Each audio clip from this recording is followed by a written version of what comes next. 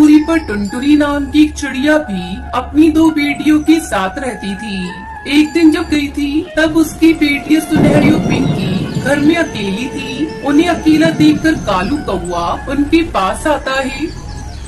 अरे तुम कौन हो और हमारे घर में क्यों आए हो? मम्मा ने किसी भी अनजान पक्षी को घर में आने से मना किया है। तुम चले जाओ यहाँ से। अरे मैं अनजान कहाँ हूँ, तुम्हारे घर से थोड़ी दूर पर ही रहता हूँ। मुझे पक्षियों के बच्चों को सताने में बड़ा मजा आता है। अब चलो, मैं जैसा कहता हूँ तुम दोनों वैसा ही करो, नहीं तो मैं तुम्हें अपने तीखे चोंच से मार मार कर घायल कर दूंगा। हमें क्या करना होगा? मुझे और मेरी छोटी बहन को खाने के अलावा और कुछ नहीं आता। पेटू कहेगी, चल मुझे नाच कर दिखा। ये नाचना क्या होता है हमें नहीं पता। चले जाओ यहाँ से, नहीं तो हम अपनी मम्मा से कहकर तुम्हारी पिटाई करवाएंगे। अच्छा, तू नहीं नाचेगी? रुक, मैं तुझे अभी बताता हूँ। कालू को अपनी चोट से दोनों बच्चियों को मारने लगता है। बचाओ बचाओ, कोई तो मुझे बचाओ। मम्मा जल्दी आओ मम्मा। तभी टुनटुनी चिड़िया भोजन लेकर घर आ जाती है। क्या हुआ मेरे बच्चों, तुम शोर क्यों मचा रहे हो? अरे कालू, तुम यहाँ क्या कर रहे हो?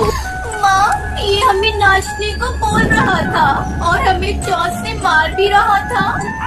तुम्हारी माँ कहाँ है कालू? चलो अपने घर जाओ, वो तुम्हारी राह देख रही होंगी। क्यों नहीं आंटी, मेरी माँ तो और अकेला मैं घर में बोर हो रहा था तो यहाँ चला आया। अरे मैं तो इनके साथ मजाक कर रहा था, असल में मेरा कोई दोस्त नहीं है ना, तो मैं इनसे दोस्ती करना चाहता था। ठीक है कालू, अब जाओ अपने घर, शायद तुम्हारी माँ आ गई हो। कालू वहाँ से चला जाता है। धीरे धीरे शाम हो जाती है। कालू को वो फिर से रोता हुआ टुनटुनी के पास आता है। आंटी, मम्मा अभी तक नहीं आई। इतनी देर तक मम्मा मुझे कभी अकेला नहीं छोड़ती। अच्छा कालू बेटा, तुम रो मत, तुम यहाँ मेरी बेटियों के साथ खेलो। मैं तुम्हारी माँ को जाकर देखती हूँ। टुनटुनी बच्चों को छोड़कर सुंदरी बहन को ढूंढने निकल पड़ती है। अरे झाड़ियों में कौन पड़ा है, जाकर देखती हूँ। सुंदरी बहन, ऐसा नहीं हो सकता, आप नहीं मर सकती सुंदरी बहन। पड़ा था और आसपास कुछ पर बिखरे थे। ये आपने सुंदरी बहन के साथ क्या किया? अब कालू बेचारा कैसे रहेगा अपनी माँ के बगैर? नहीं नहीं, मैं कालू को कभी नहीं बताऊंगी कि उसकी माँ मर चुकी है। टुनटुनी वहाँ से घर वापस आती है। आंटी, कहाँ है मेरी माँ? मुझे रात में डर लगता है। आपको तो पता है ना, मैं माँ के बगैर रात में कभी नहीं रहता। अरे कालू बेटा, तुम्हारी माँ कहीं दूर गई है भोजन लाने के लिए। वो जब तक नहीं आ जाती तुम मेरे घर में मेरे पास रहोगे। इस तरह कुछ दिन बीत जाते हैं। माँ, ओ माँ, कितने दिन बीत गए, क्या तुम्हें मेरी याद नहीं आती? लौट आओ माँ, लौट कर आ जाओ। माँ, मैं अब कभी शैतानी नहीं करूँगा। माँ, मुझे कुछ नहीं चाहिए, बस आप लौट कर आ जाओ। उसे रोता देख कर है। मत रो मेरे बच्चे, तुम मुझे अपनी माँ समझो, तुम्हारी माँ जल्दी आएंगी। ताही टुनटुनी अपनी बेटियों के साथ साथ कालू को भी अपनी बच्चे की तरह पालने लगी। और जब कालू कौवा अपनी माँ को याद करता, टुनटुनी उसे माँ का प्यार देती। इस तरह टुनटुनी चिड़िया ने कालू कौवे को कभी उसकी माँ की कमी महसूस होने नहीं दी। नंदनवन जंगल में टूनी चिड़िया अपनी दो बेटियों के साथ रहती थी। अगर तू फिर से माँ नहीं बनी तो इसमें तेरा ही नुकसान है, मेरा क्या। मुझे तो बेटा चाहिए, मैं दूसरी शादी कर लूंगा, फिर तू ठोकरे खाती रहना अपनी इन दो बेटियों के साथ। दूसरी शादी की बात सुनकर टूनी चिड़िया डर जाती है और तीसरी बार माँ बनने के लिए तैयार हो जाती है। एक दिन टूनी चिड़िया एक अंडा देती है, लेकिन वो इतनी कमजोर हो गई थी कि अंडा देते ही उसकी मौत हो जाती है। बड़ी बेटी टुनटुनी चिड़िया, बापू जल्दी उठो, माँ अब इस दुनिया में नहीं रही। ये देखिए, उन्होंने एक अंडा दिया और अंडा देते वक्त तो इसमें रोने वाली कौन सी बात है? तू इस अंडे की देखभाल कर, इस अंडे से तेरा भाई बाहर आएगा। और रही तेरी माँ की बात, तो मैं तुम लोगों के लिए एक नई माँ ला दूंगा। अब जा यहाँ से और मुझे सोने दे। इस तरह कुछ दिन बीत जाते हैं। टुनटुनी अपनी छोटी बहनों के साथ मिलकर अंडे की देखभाल करती है। एक दिन उसमें से एक नन्ही चिड़िया बाहर निकलती है। ये बात टुनटुनी की छोटी बहन सुंदरी कौवी अपने बाप को बताती है।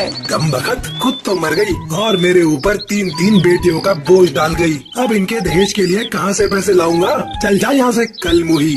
एक दिन कालू कौआ चमेली नाम की कौवी से शादी करके उसे घर लेकर आता है। टुनटुनी, ये देख, मैं तुम लोगों के लिए नई माल आया हूँ। अब से ये तुम्हारी माँ है।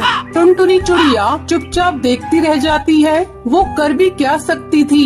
एक दिन सुबह सुबह नन्ही चिड़िया की रोने की आवाज सुनकर टुनटुनी की नींद खुल जाती है। क्या हुआ गुड़िया, तू क्यों रो रही है? लगता है तुझे भूख लगी है। रुक जा, मैं अभी तुझे दूध पिलाती हूँ। टुनटुनी अपनी छोटी बहन सुंदरी कौवी से कहती है। सुंदरी, जा बापू से पैसे मांगकर नन्ही के लिए दूध खरीद कर ले आ। सुन दूध के लिए पैसे मांगने जाती है। बापू जल्दी दरवाजा खोलो, मुझे कुछ पैसे दो। गुड़िया के लिए दूध लेकर आना है, वो बहुत रो रही है। कल रात से बहन ने कुछ खाया नहीं है।